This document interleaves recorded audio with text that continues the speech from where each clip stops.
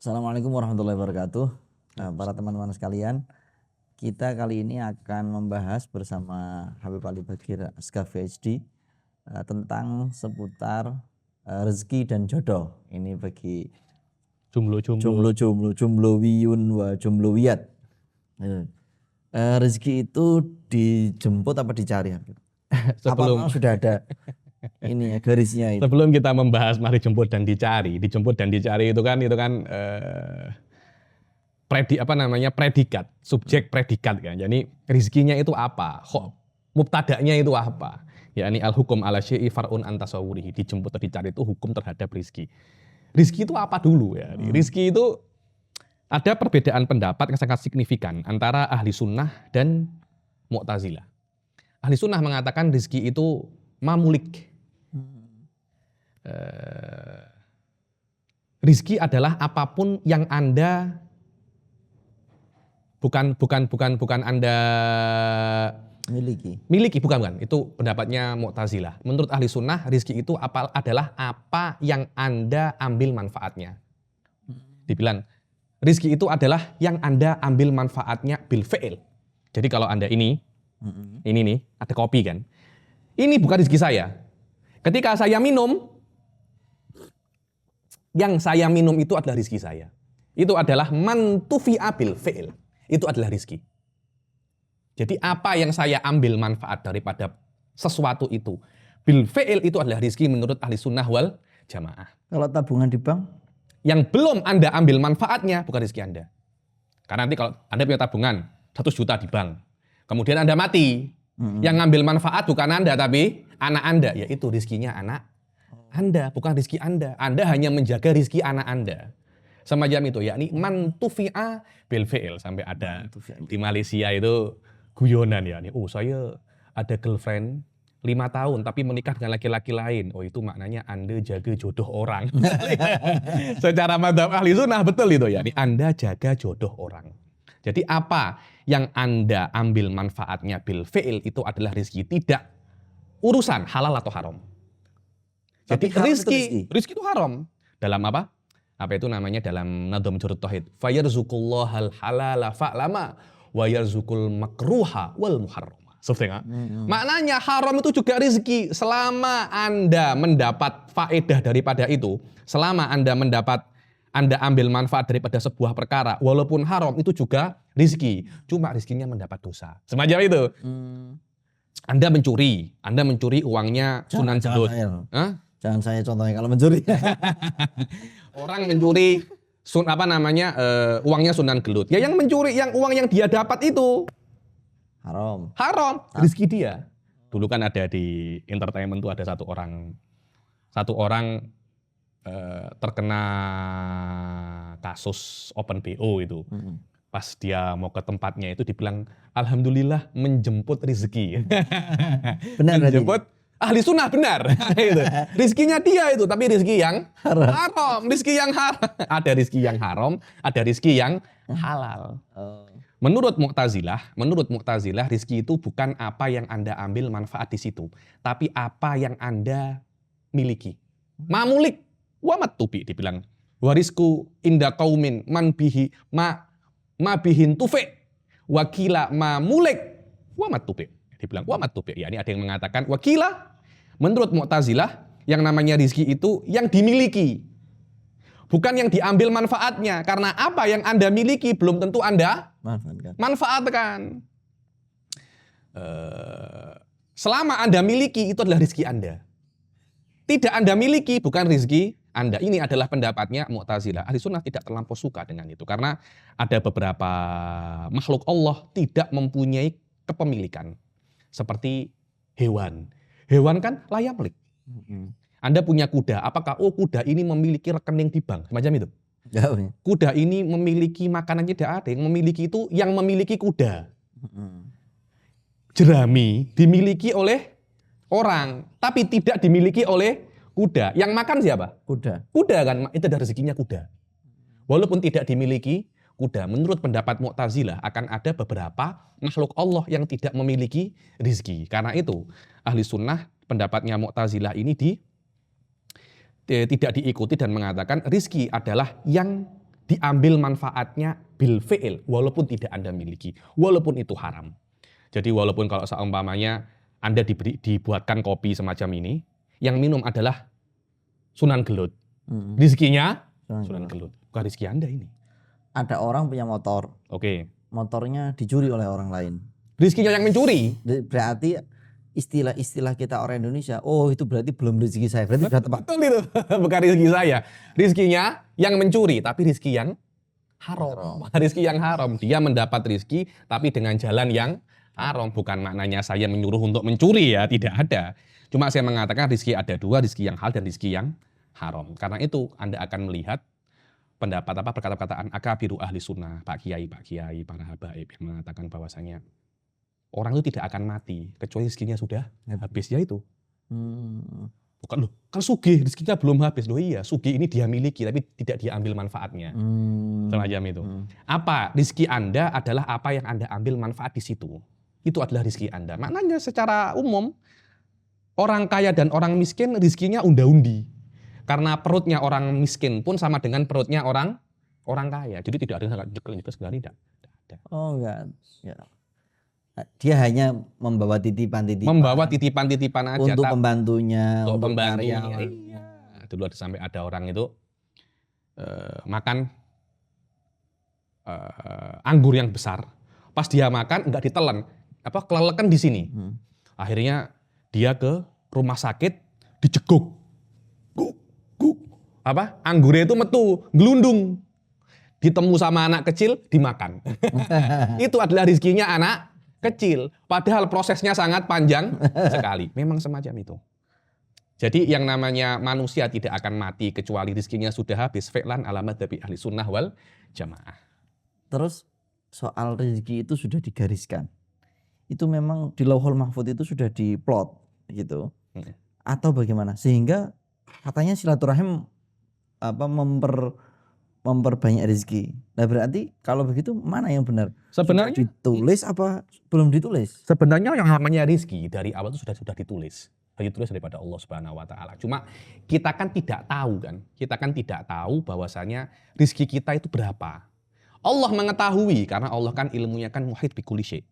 Sejak zaman azali Allah tahu Anda lahir berapa, Anda lahir tahun berapa, kerja Anda berapa, rezeki Anda berapa, sampai Anda mati tahun berapa, Allah itu tahu.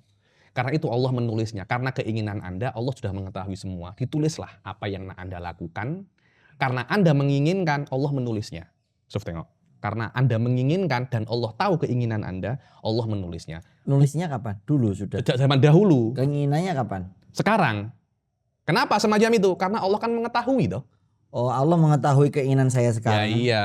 Sudah ditakdirkan dulu. Allah mengetahui keinginan Anda sekarang sejak zaman dahulu. Kenapa? Karena ilmunya Allah itu muhit bi kulli syai', bil madi wal hadir wal mustaqbal. Ya itulah maknanya al-azal semacam itu. Tidak terkait zaman waktu. Soalnya ini adalah zaman Allah itu di sini.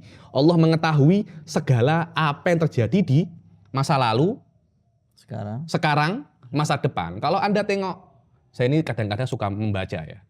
Dan tengok trailer beberapa film Marvel. Kalau Anda tengok Ant-Man yang baru ini, berkaitan tentang konsep waktu. Bahasanya ada alam kuantum yang tidak terikat dengan waktu sama sekali.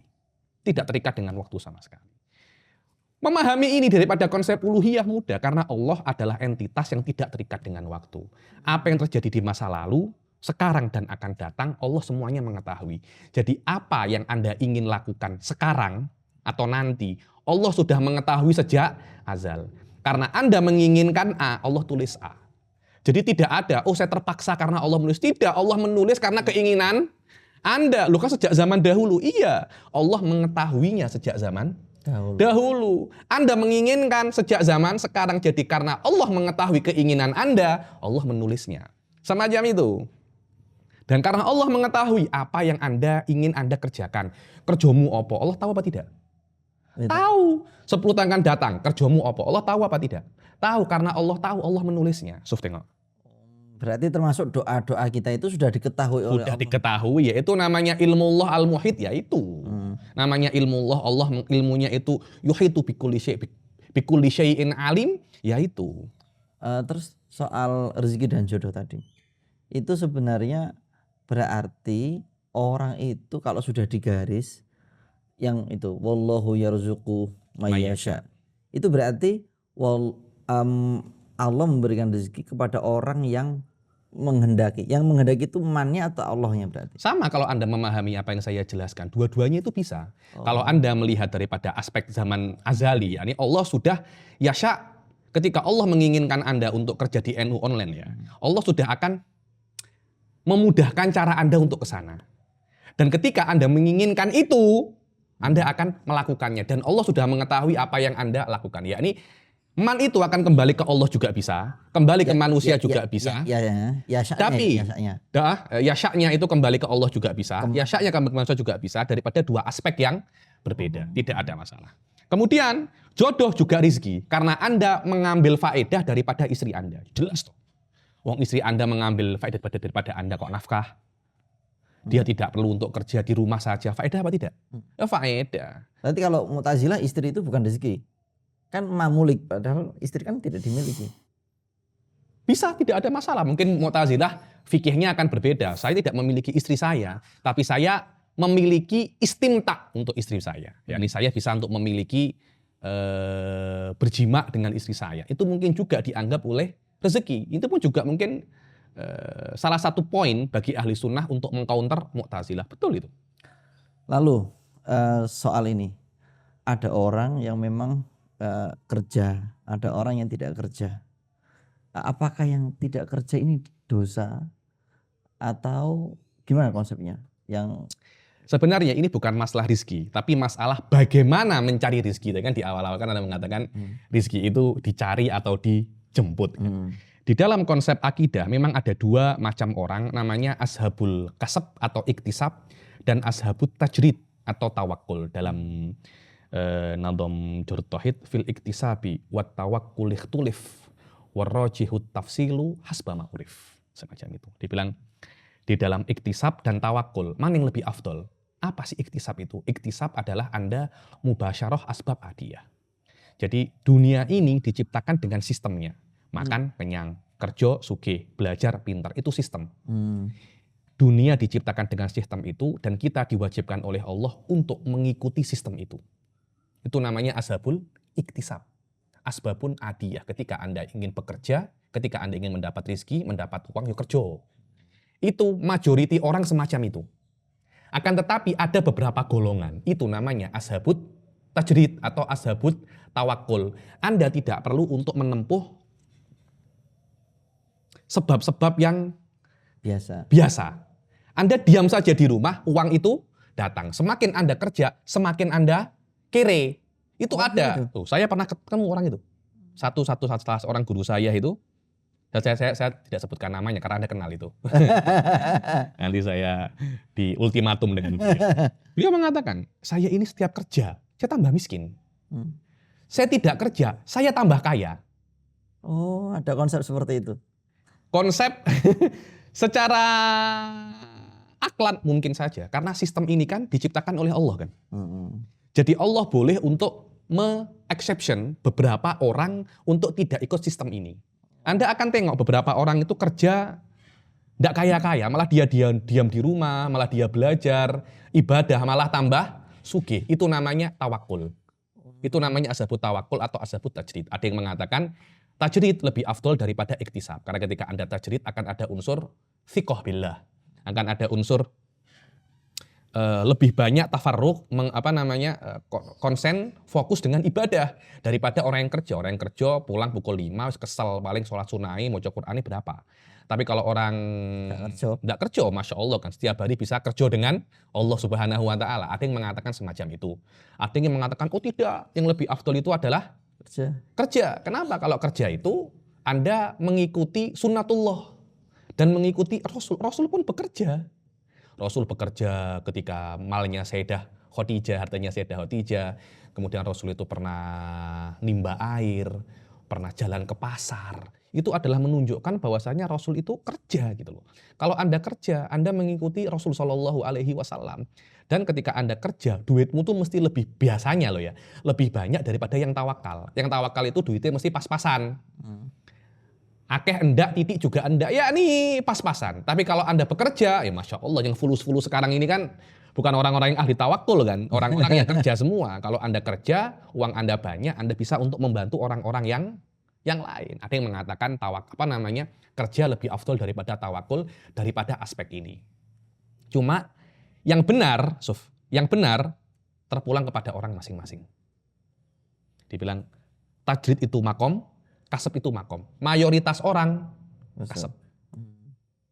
Dibilang kalau memang Anda itu tidak sabar untuk miskin. Oh saya sabar, istri saya tidak sabar. Makommu duduk makom tawakul. Makommu makom kasab. Oh gitu ya. Semacam itu.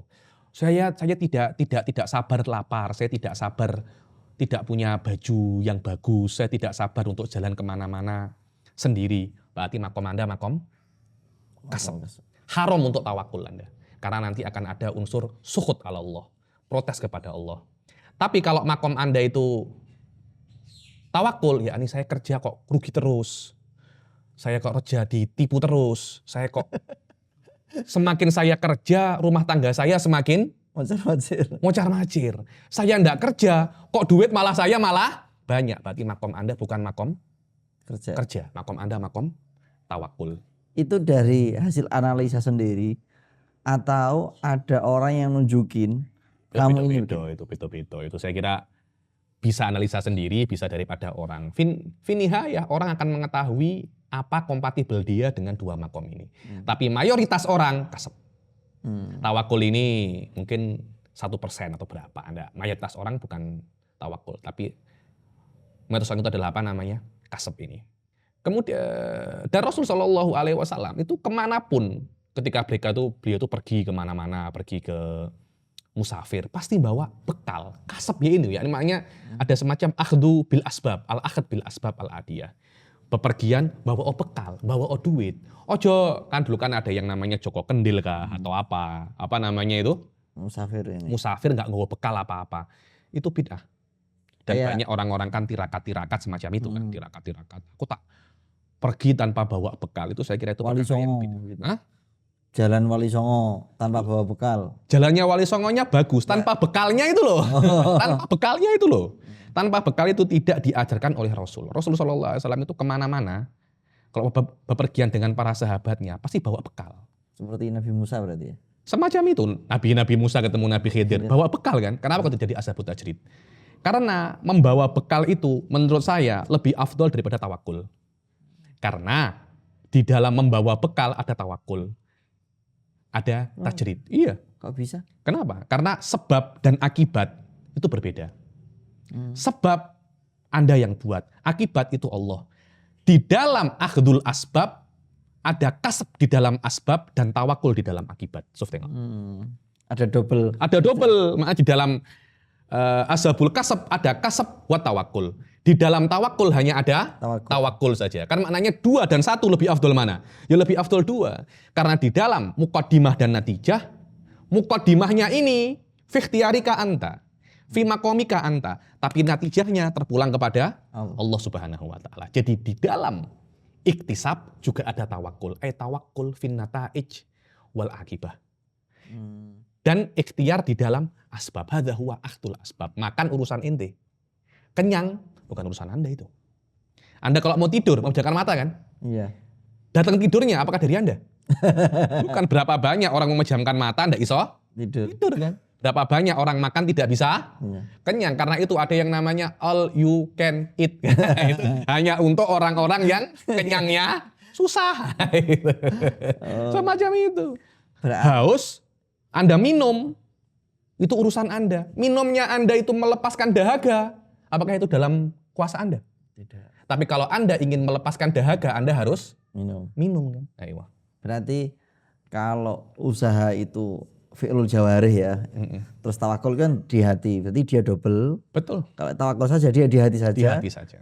Jawarihnya ya diam. Memang itulah yang namanya bagaimana cara untuk mendapatkan rezeki. Ada 2 cara, satunya iktisab, satunya tawakul. Semuanya sesuai dengan makomnya masing-masing. Oh, saya dari tawakul mau pindah ke ahli tajrid. Jangan.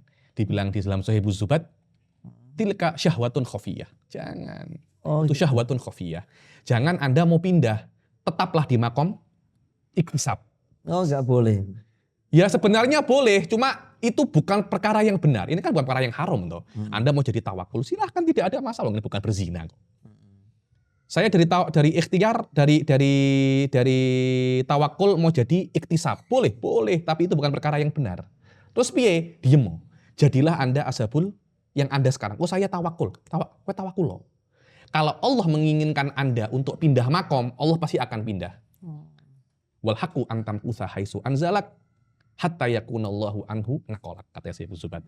Yang benar itu Anda tetap di dalam makom Anda sampai Allah yang memindahkan Anda sendiri.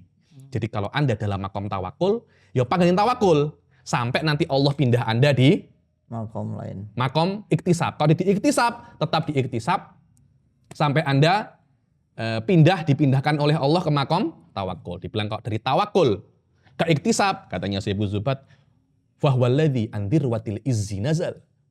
Turun level. Kalau Anda daripada iktisab ke tawakul, Anda sendiri ingin semacam itu, dibilang fatilka idzan syahwatun khafiyah. Syahwat yang khafiyah. Ini adalah tasawuf level tinggi semacam itu. Level tinggi semacam itu. Ya ini tetap di dalam apa yang Anda sekarang. Dan ini bukan hanya di dalam makom ukhrawi, dalam makom duniawi juga sama. Oh ada. Iya, saya pedagang, saya mau ganti jadi PNS. Jangan. Tetap di dalam berdagang. Sampai nanti Allah membuat Anda tidak bisa berdagang lagi. Dagang Anda ludes, terkena banjir, kebakaran. Anda tidak bisa meneruskan perdagangan lagi. Pada saat itu maknanya Allah menginginkan Anda untuk pindah. Saya mau PNS, mau berdagang. Jangan, tetaplah di PNS. Sampai Allah menginginkan Anda untuk pindah. Kalau di PNS saya dipecat, pensiun, kalau sudah tidak mungkin jadi PNS lagi kan, maknanya Allah menginginkan Anda untuk gajinya nggak cukup. Menginginkan Anda untuk pindah profesi semacam itu. Iya. Wallahu a'lam. Terima kasih pemirsa, pembahasan yang cukup rumit, harus mengeringitkan kening. Semoga bermanfaat. Assalamualaikum warahmatullahi wabarakatuh.